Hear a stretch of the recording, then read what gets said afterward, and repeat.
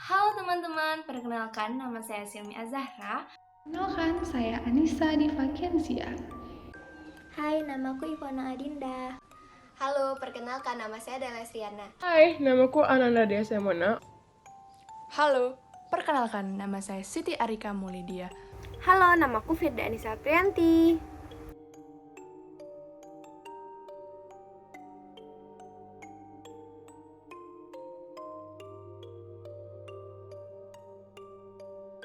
Jadi, anxiety adalah hal yang normal terjadi jika seseorang menghadapi situasi atau mendengar berita yang mengakibatkan rasa khawatir dan kecemasan. Akan tetapi, anxiety akan waspada jika terjadi secara tiba-tiba tanpa gejala, karena itu bisa menjadi gangguan kecemasan, yang mana gangguan kecemasan dengan anxiety itu tidaklah sama. Namun, jika rasa cemas menetap hingga mengganggu aktivitas sehari-hari, kondisi itu bisa disebut dengan gangguan kecemasan. Cemas dibilang normal jika kita masih bisa mengendalikan kecemasan tersebut. Cemas merupakan sesuatu yang wajar. Setiap orang dapat merasa cemas ketika hendak menghadapi atau sedang berada dalam situasi yang dirasakan dapat mengancam atau menakutkan bagi diri mereka. Contohnya saja, pada saat kita baru pindah ke sekolah yang baru akan memulai pekerjaan yang baru, akan menjalani operasi, atau pada saat itu kita sedang memiliki teman atau anggota keluarga yang sedang tertimpa musibah, dan juga mungkin para lelaki yang sedang menunggu istrinya pada saat istrinya melahirkan. Nah, teman-teman, sudah tahu belum? Munculnya rasa cemas karena harus berhadapan dengan situasi atau keadaan yang dianggap dapat menimbulkan rasa stres adalah hal yang normal loh. Nah, orang-orang yang cemas biasanya akan merasakan gejala-gejala seperti berikut ini. Yang pertama, ia akan merasakan gugup, gelisah, dan tegang. Yang kedua, detak jantungnya menjadi lebih kencang. Yang ketiga, napas menjadi cepat. Yang keempat, gemetaran. Yang kelima, sulit atau bahkan tidak bisa tidur. Yang keenam, banyak mengeluarkan keringat. Yang ketujuh, tubuh terasa lemas. Yang kedelapan, sulit untuk berkonsentrasi. Yang kesembilan, adanya perasaan seperti akan ditimpa bahaya. Rasa cemas atau anxiety tidak selalu buruk loh. Jika dilihat dari sisi positifnya, rasa cemas terkadang bisa membantu untuk memotivasi seseorang agar dapat melakukan suatu tantangan dalam situasi tertentu. Contohnya yaitu ketika kamu akan mengikuti ujian atau wawancara kerja, biasanya rasa cemas akan mendorong kamu untuk terus-menerus belajar dan juga untuk meningkatkan kemampuan wawancara kamu untuk mendapatkan hasil yang maksimal. Namun, hal yang harus kamu waspadai adalah ketika kamu merasa cemas, padahal tidak ada penyebabnya. Bisa jadi itu gangguan kecemasan loh. Karena gejala yang dialami oleh penderita itu berbeda-beda. Untuk mengetahui apakah anxiety-mu masih dalam batas normal atau merupakan gangguan kecemasan, maka kamu perlu untuk konsultasi dengan psikolog atau psikiater terdekat. Terima kasih. Nah, jenis anxiety yang pertama yaitu gangguan kecemasan umum. Orang yang menderita gangguan ini akan merasa cemas atau khawatir terhadap berbagai hal, sampai hal-hal sederhana sekalipun.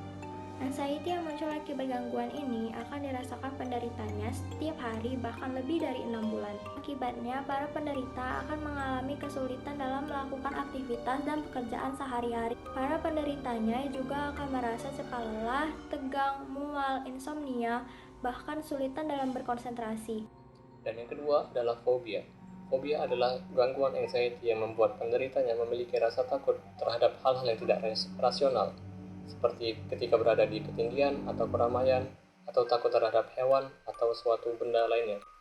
Orang yang memiliki fobia biasanya mengalami serangan panik atau rasa takut yang hebat ketika berjumpa dengan hal yang mereka takuti. Oleh karena itu, penderita ini biasanya akan melakukan segala hal upaya untuk menjauhkan dirinya dari hal tersebut. 3. Gangguan kecemasan sosial. Penderita gangguan kecemasan sosial atau yang dikenal dengan fobia sosial memiliki rasa ketakutan atau kecemasan yang luar biasa pada lingkungan sosial. atau situasi di mana mereka harus berinteraksi dengan orang lain. Penderita fobia ini selalu merasa diawasi dan dinilai oleh orang lain serta takut dan malu secara berlebihan ketika berada di keramaian. Hal-hal tersebut membuat penderita selalu berusaha menghindari situasi di mana mereka harus bertemu dan berinteraksi pada orang lain. Gangguan pasca trauma atau PTSD dapat muncul pada seseorang yang pernah mengalami kejadian traumatis dan bahkan mengancam nyawa si penderita tersebut. Contohnya adalah korban kekerasan, seseorang yang tinggal di daerah peperangan, atau seseorang yang pernah terkena bencana alam. PTSD ini dapat terlintas di dalam benak si penderita secara tiba-tiba ataupun di dalam mimpi. Kemudian si penderita akan mengalami perasaan bersalah, terisolasi, dan sulit untuk bersosialisasi dengan orang lain. Terkadang bahkan si penderita akan mengalami insomnia dan juga depresi. Kalian pasti tentunya pernah merasakan panik saat mendengarkan berita mengejutkan. Misalnya saat ada anggota keluarga atau kerabat dekat yang terkena musibah. Namun, hal tersebut sangat normal untuk dialami. Berbeda dengan penderita gangguan panik yang bisa merasa takut atau panik tanpa alasan yang jelas. Anxiety atau serangan panik akibat gangguan ini dapat muncul kapan saja dan terjadi secara tiba-tiba atau berulang. Ketika gejala panik muncul, penderita gangguan panik biasanya dapat merasakan sejumlah gejala lain seperti berdebar-debar, berkeringat dingin, pusing, sesak nafas, serta tubuh gemetar dan terasa lemas. Orang dengan gangguan panik biasanya tidak dapat memprediksi kapan gangguannya itu akan muncul atau apa penyebabnya. Oleh karena itu, tidak jarang orang-orang yang memiliki gangguan panik menjauhi dunia luar atau lingkungan sosial karena takut gangguan paniknya akan kambuh di tempat umum. Dan saya akan menjelaskan tentang gangguan obsesif kompulsif atau OCD. Orang yang menderita gangguan OCD biasanya memiliki kecenderungan untuk melakukan sesuatu hal berulang-ulang kali untuk mengurangi rasa kecemasan yang ada di dalam pikirannya. Contohnya, mencuci tangannya sebanyak 3 kali karena ia merasa tangannya masih kotor.